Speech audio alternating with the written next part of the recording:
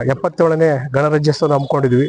ಈ ದೇಶಕ್ಕೆ ಏನಾದರೂ ಈ ತರ ಹಬ್ಬದ ಒಂದು ವಾತಾವರಣ ಸೃಷ್ಟಿ ಮಾಡಿದ ಅದು ಕಾಂಗ್ರೆಸ್ ಪಕ್ಷ. ಕಾಂಗ್ರೆಸ್ ಪಕ್ಷ ಇವತ್ತು ದೇಶಕ್ಕೆ ಸ್ವಾತಂತ್ರ್ಯ ತಂದುಕೊಡ್ತು, ಪ್ರಜಾಪ್ರಭುತ್ವ ತಂದುಕೊಡ್ತು, ಸಂವಿಧಾನವನ್ನು ತಂದುಕೊಡ್ತು ಮತ್ತು ದೇಶದಲ್ಲಿ 77 ವರ್ಷದಲ್ಲಿ ಸಾಕಷ್ಟು ಅಭಿವೃದ್ಧಿಗಳನ್ನು ಮಾಡಿರ್ತಕ್ಕಂಥ ಕಾಂಗ್ರೆಸ್ ಪಕ್ಷ. ಅದು ಮೀಸಲಾತಿ ವಿಷಯದಲ್ಲಿ ಇರ್ಬೋದು, ರಾಜ್ಯದ ವಿಚಾರದಲ್ಲಿ ಇರ್ಬೋದು, IIT IIM ಅಣೆಕಟ್ಟುಗಳ ವಿಚಾರ ಇರ್ಬೋದು, ನೀರಾವರಿಗಳ ವಿಚಾರ ಇರ್ಬೋದು, ಈಗಾಗಲೇ ನಾವು ಉದ್ಯೋಗ ಖಾತ್ರಿ ಇರ್ಬೋದು, RTI ಇರ್ಬೋದು, RTE ಇರ್ಬೋದು, ಫುಡ್ ಆಕ್ಟ್ ಇರ್ಬೋದು. ಸೊ ಬಡವರಿಗೆ ಎಷ್ಟೆಲ್ಲ ಕೊಟ್ಟಿರ್ತಕ್ಕಂಥ ಇವತ್ತು ಕಾಂಗ್ರೆಸ್ ಪಕ್ಷ. ಇವತ್ತು ಅದ್ರ ಜೊತೆ ಅತಿ ಹೆಚ್ಚು ಏನಂತಾರೆ ವಿಶ್ವದಲ್ಲಿ ಇರ್ತಕ್ಕಂಥ ಸಂವಿಧಾನವನ್ನು ಕೊಟ್ಟಿರ್ತಕ್ಕಂಥದ್ದು ಕಾಂಗ್ರೆಸ್ ಪಕ್ಷ ನೇತೃತ್ವದಲ್ಲಿ. ಅದೇ ಗಾಂಧಿ, ನೆಹರು, ಬಾಬಾ ಸಾಹೇಬ್ ಅಂಬೇಡ್ಕರ್ ಅವರು ಮತ್ತು ಸರ್ದಾರ್ ವಲ್ಲಭಾಯ್ ಸಮ್ಮುಖದಲ್ಲಿ ಇವತ್ತು ಈ ದೇಶಕ್ಕೆ ನಾವು ದೇಶಕ್ಕೆ ಇವತ್ತು ಇಂಥದ್ದೊಂದು ಕೊಡುಗೆ ಕೊಟ್ಟಿದ್ದ ಕಾಂಗ್ರೆಸ್ ಪಕ್ಷ. ಆ ನಿಟ್ಟಿನಲ್ಲಿ ಇವತ್ತು ಬಳ್ಳಾರಿ ಜಿಲ್ಲೆಯಲ್ಲಿ ಕಾಂಗ್ರೆಸ್ ಪಕ್ಷದ ಒಂದು ಪದಾಧಿಕಾರಿಗಳ ಸಮ್ಮುಖದಲ್ಲಿ ಇವತ್ತು ನಾವು 77 ಗಣರಾಜ್ಯೋತ್ಸವ ಮಾಡಿದ್ವಿ. ಆ ಸಂದರ್ಭದಲ್ಲಿ ಈ ನಾಡಿಗೆ, ಈ ದೇಶಕ್ಕೆ, ನಮ್ಮ ಬಳ್ಳಾರಿ ಜನತೆಗೆ 77ನೇ ಗಣರಾಜ್ಯೋತ್ಸವ ಶುಭಾಶಯಗಳನ್ನು ತಿಳಿಸಕ್ಕೆ ಈ ಸಂದರ್ಭದಲ್ಲಿ ನಾನು ತುಂಬಾ ಸಂತೋಷದಿಂದ ಬಯಸ್ತೇನೆ. ಆದ್ರೆ ಇವತ್ತು ರಾಷ್ಟ್ರದಲ್ಲಿ ಇವತ್ತು ಸಂವಿಧಾನವನ್ನು ಬದಲಾವಣೆ ಮಾಡ್ತಕ್ಕಂಥವ್ರು ರಾಷ್ಟ್ರವನ್ನು ಆಳ್ತಕ್ಕಂಥ ತುಂಬಾ ನೋವಿನ ವಿಚಾರ.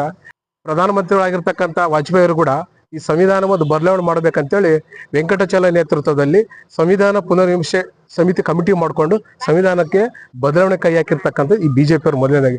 ಅದೇ ರೀತಿಯಲ್ಲಿ ಅನಂತ್ ಕುಮಾರ್ ಹೆಗಡೆ ಮಾಜಿ ಸಚಿವರು ಅವರು ಈ ಸಂವಿಧಾನ ಬದಲಾವಣೆ ಕೈ ಹಾಕಿರ್ತಕ್ಕಂಥ ಅದೊಂದು. ಆಮೇಲೆ BJP ಯಾವುದೇ ನಾಯಕರು ತೆಗೆದುಕೊಳ್ಳಿ ಸಂವಿಧಾನವನ್ನು ಗಣರಾಜ್ಯದ ಬದಲು ಮಾಡ್ತಕ್ಕಂಥ ಹೇಳ್ತಕ್ಕಂಥದ್ದು BJP ಅವರು. ನಿನ್ನೆ BK ಹರಿಪ್ರಸಾದ್ ಅವ್ರ ಮಾತು ಸದನದಲ್ಲಿ ಹೇಳ್ತಾ ಇದ್ದಾರೆ.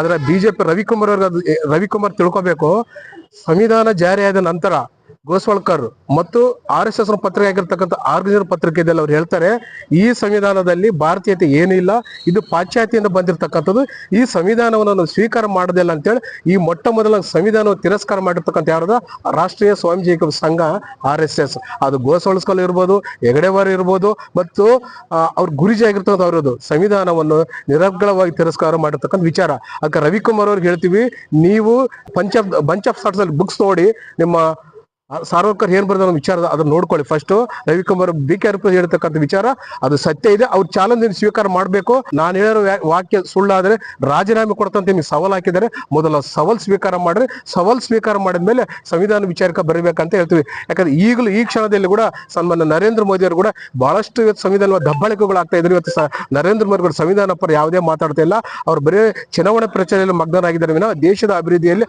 ಅದು ಯಾವುದೇ ವಿಚಾರದಲ್ಲಿ ಇಲ್ಲ.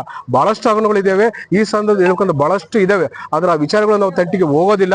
ಬಟ್ ಏನಂದ್ರೆ ಸಂವಿಧಾನ ವಿಚಾರಕ್ಕೆ ಬಂದಾಗ ಏನವರು ಕಾಂಗ್ರೆಸ್ ಅವರೇ ಕೊಟ್ಟಾರಂತಕ್ಕಂಥ ಬಿಂಬಿಸರಲ್ಲ, ಅದು ತಕ್ಕೋಬೇಕು. ಅದು ದೇಶಕ್ಕೆ ಕೊಟ್ಟಿರ್ತಕ್ಕಂಥ ಸಂವಿಧಾನವನ್ನ ಈ ಸೆಕ್ಯುಲರ್ ಮತ್ತು ಸೋಷಿಯಲಿಸ್ಟ್ ಪದಗಳನ್ನು ಕೂಡ ವಿನಾಕಾರಣವಾಗಿ ಇಂದಿರಾ ಗಾಂಧಿ ಅವರು ತಂದ್ರು ಅಂತೇಳಿ ಅದನ್ನು ಕೂಡ ನೀವು ಪಾರ್ಲಿಮೆಂಟ್ ಸಂದರ್ಭದಲ್ಲಿ ಕೂಡ ವಿನಾಕಾರಣವಾಗಿ ಅವೆರಡು ಪದಗಳನ್ನು ನೀವು ತೆಗೆದಿಟ್ಟು ನೀವೊಂದು ಮೂಲ ಕೃತಿ ಅಂತ ಹೇಳ್ಬಿಟ್ಟು ನೀವು ನಡ್ಕೊಂಡ ರೀತಿ ತುಂಬ ದೇಶಕ್ಕೆ ಮಾಡಿರ್ತಕ್ಕಂಥ ಅವಮಾನ.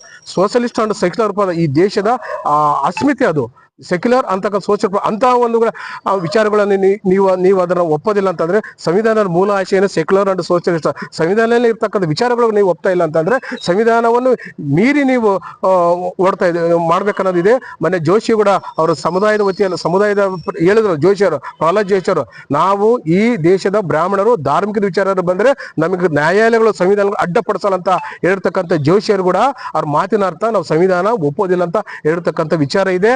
ತಾವು ಬಹಳಷ್ಟು ವಿಚಾರಗಳು ಇವತ್ತೇನು ಸಂವಿಧಾನ ಮೇಲೆ ಇವತ್ತು RSS ಇರ್ಬೋದು, ವಿಶ್ವ ಹಿಂದೂ ಪರಿಷತ್ ಇರ್ಬೋದು ಮತ್ತು BJP ಇವತ್ತು ಸಂವಿಧಾನ ದಾಳಿ ಮಾಡ್ತಾ ಕೆಲಸ ಇದೆ. ಅಲ್ಲಿ ಇರ್ತಕ್ಕಂಥ ದಲಿತರು, ಅಲ್ಲಿ ಇರ್ತಕ್ಕಂಥ SC ಗಳು ಇವತ್ತು ಬಾಯಿ ಮುಚ್ಕೊಂಡು ಕುಂತಿದ್ರಲ್ಲ, ನೀವು ಬಾಬಾ ಸಾಹೇಬ್ ಅಂಬೇಡ್ಕರ್ ಅವರಿಗೆ ಈ ದೇಶಕ್ಕೆ ಮಾಡ್ತಕ್ಕಂಥ ಒಂದು ಅವಮಾನ ಅಂತ ಹೇಳೋದಕ್ಕಂತ ಸಂದರ್ಭವಿಲ್ಲ. ಆದ್ರೆ ನೀವು ಏನಾದ್ರೂ ಇದ್ರು ಕೂಡ ನೀವು ಸಂವಿಧಾನ ಅಡಿಯಲ್ಲಿ ನೀವು ಆಡಳಿತ ಮಾಡೋದು ಬಿಟ್ಟು ಇವತ್ತು ಸಂವಿಧಾನ ತೆಗಿಬೇಕಂತ ಕೆಲಸ ಮಾಡ್ತಾರೋ, ಮುಂಬರ್ತಕ್ಕಂಥ ದಿನಗಳಲ್ಲಿ ಇವತ್ತೇನು ಸಂವಿಧಾನ ಬಚಾವ್ ಅಂತಕ್ಕಂಥ ನಮ್ಮ ರಾಹುಲ್ ಗಾಂಧಿ ಇವತ್ತೇನು ಅವ್ರು ಹಿಡ್ಕೊಂಡು ಇವತ್ತು ಉಳಿಸ್ತಕ್ಕಂಥ ಕೆಲಸ ಮಾಡ್ತಾರ. ಯಾಕೆ ಅಂತಂದ್ರೆ ಸಂವಿಧಾನ ಕೊಟ್ಟಿದ್ದು ಕಾಂಗ್ರೆಸ್, ಸಂವಿಧಾನ ಉಳಿಸೋದು ಕೂಡ ಕಾಂಗ್ರೆಸ್. ನೀವು ಏನೇ ಮಾಡಿದ್ರು ಕೂಡ ಸಂವಿಧಾನವನ್ನು ಮುಟ್ಟಕ್ಕಾಗಲ್ಲ, ಸಂವಿಧಾನ ಒಂದು ಸೆಕ್ಷನ್, ಒಂದು ಆರ್ಟಿಕಲ್ ನೀವೇನು ಮಾಡೋಕ್ಕಾಗಲ್ಲ ಅಂತ ಹೇಳ್ತಾ